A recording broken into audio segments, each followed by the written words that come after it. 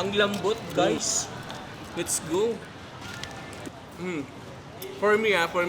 For today's video, nandito tayo sa MOA. Actually, ako may pili nito. Gusto ko try yung stuff, yung mga tropa na sa likod. Hey, guys. Hey! Beef. Chicken. So, let's try their best seller, yung kanilang chicken burrito. Sobrang heavy niya. Kompleto. May beans, tapos yung wrap niya, may kanin, may mashed potato pa nga ata kanina. Pagdating sa lasa, hindi siya sobrang taas ng flavor, pero masarap siya. Hindi ito pwedeng kainin ng konti eh. Kailangan makuha mo lahat ng bite eh. Oo nga, pag-isa-isa tayo nito. Ang strong ng flavor ng beef. Ang anghang! Woo! Sa'yo ba ito? Oo, ako to. Parang puro sili ah. Ang anghang.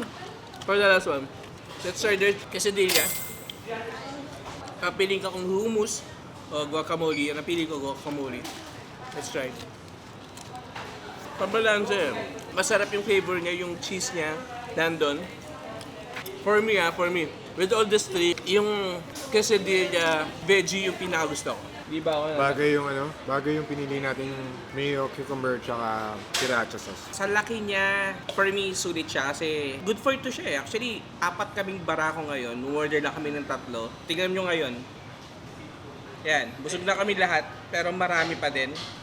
This is Bigo TV. Nagsasabi nyo pag trip nyo, let's go! Try nyo.